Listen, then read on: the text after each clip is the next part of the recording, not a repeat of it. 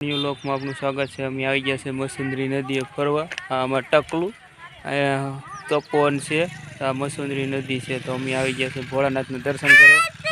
Har Har Shambhu.